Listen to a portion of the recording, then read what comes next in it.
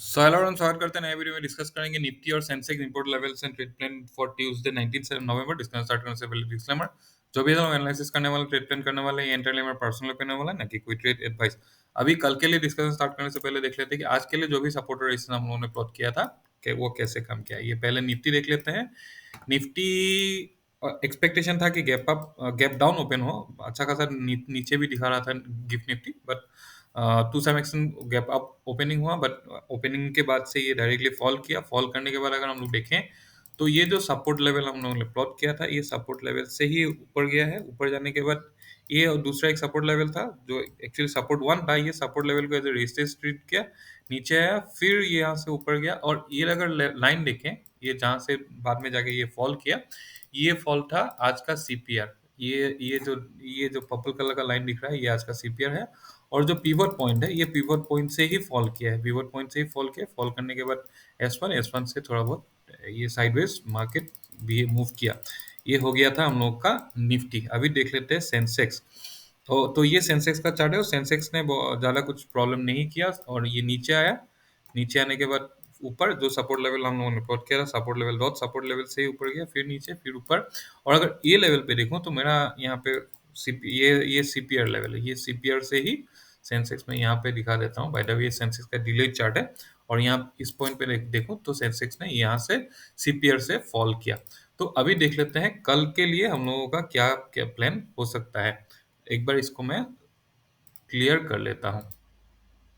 तो अभी अगर निफ्टी देखेंगे तो पहले डेली टाइम फ्रेम में निफ्टी को देख लेते हैं। डेली टाइम फ्रेम में निफ्टी एक फॉल डाउन साइड पे मूव करते हुए दिख रहा है प्रॉपरली। एक ये डाउन ट्रेंड पे दिख रहा है।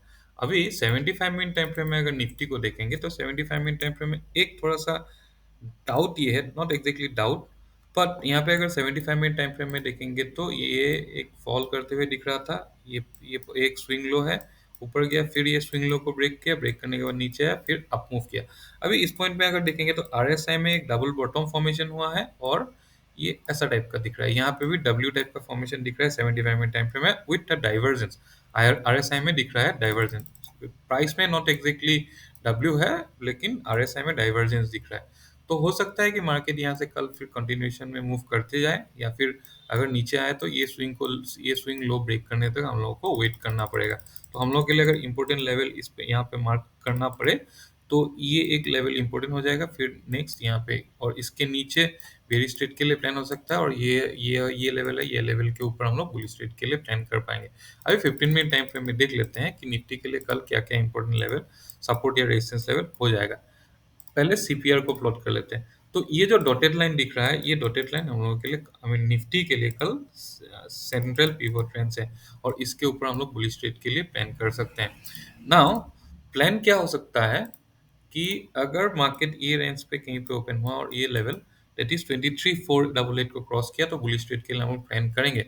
एक इनिशियली यहाँ तक हम लोग का टारगेट हो सकता है 23,573, और दूसरा टारगेट 23,662 हो सकता है। इस पॉइंट पे भी हम लोग बेरिश ट्रेड के लिए, यहाँ पे भी बेरिश ट्रेड के लिए एक प्लान हो सकता है। और उसके ऊपर अगर देखना है तो 23,808 तीसरा हम लोग के लिए रेजिस्टेंस होगा कल निफ्टी में। और अगर डाउन साइड के लिए ट्रेड प्लान करना हुआ, बाय द वे अगर गैप अप ओपन हो गया तो प्राइस एक्शन के बाद, मतलब एक पुल बैक के बाद ही प्लान कर सकते हैं। और यहाँ पे भी ऐसा टाइप का प्राइस एक्शन के साथ बेयर स्ट्रेट के लिए एक प्लान हो सकता है। इनिशियली सपोर्ट होगा 23,360, दूसरा 23,299, मतलब ये ऑलमोस्ट 23,300 का ही है।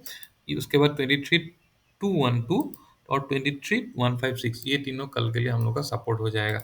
लेकिन अगर मॉर्निंग में डायरेक्टली अगर ये नीचे आता है तो ये रिवर्सल के चांसेस है। मॉर्निंग में अगर नीचे डायरेक्टली आ जाता है तो ये लेवल से भी रिवर्सल, फिर ये लेवल से भी रिवर्सल, ये लेवल से भी रिवर्सल के चांसेस है। मतलब आ गया 1 मिनट का टाइम फ्रेम में भी हम लोग प्लान कर सकते हैं।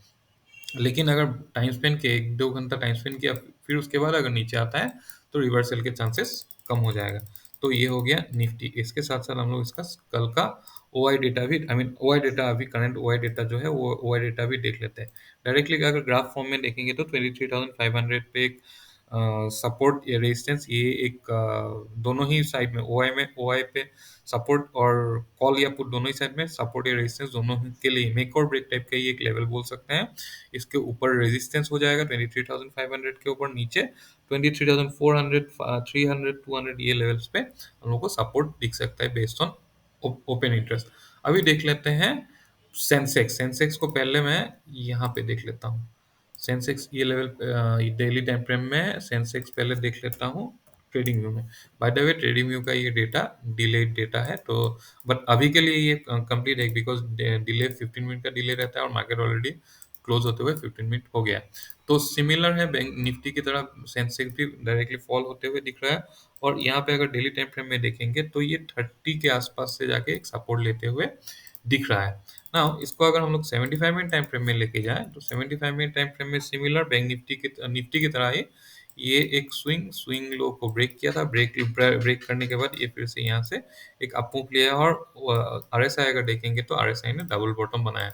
अभी 15 मिनट टाइम फ्रेम में देख लेते हैं कि क्या क्या हम लोग के लिए इंपॉर्टेंट सपोर्ट या रेजिस्टेंस लेवल हो जाएगा। बाय द वे ये दोनों लेवल को हम लोग मार्क करते हुए ट्रेड पे प्लान कर सकते हैं।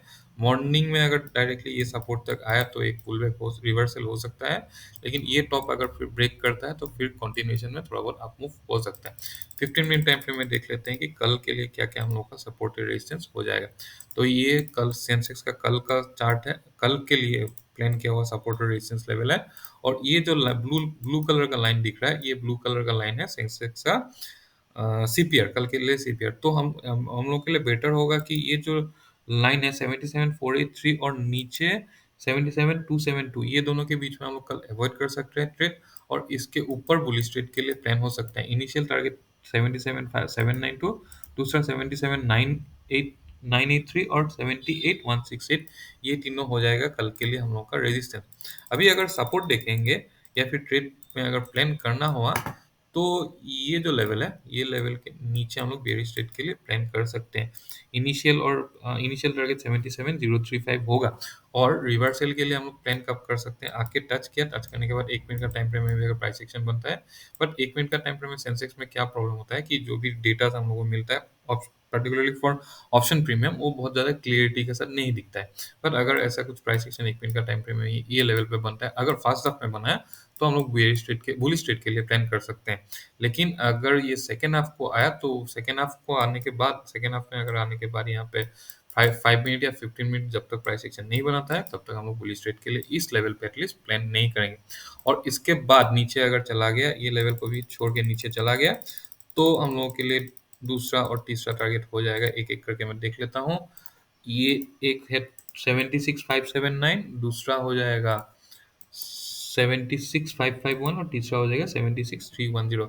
और ये सेंसेक्स का जो भी सपोर्ट और रेजिस्टेंस लेवल होता है ये कंपेरेटिवली निफ्टी और bank Nifty particularly bank Nifty के कंपेयर में ये ज़्यादा फॉलो करते हुए मुझे दिखता है। सेंसेक्स थोड़ा सा प्राइस एक्शन ठीक ठाक फॉलो करता है, ऐसा मुझे पर्सनली लगता है। पता नहीं अभी बाद में क्या होगा। तो ये था एनालिसिस। कुछ फीडबैक है तो ऑब्वियसली शेयर कर सकते हैं, और वीडियो के साथ एग्री कर पाते हैं तो लाइक कर सकते हो। Thank you, bye bye.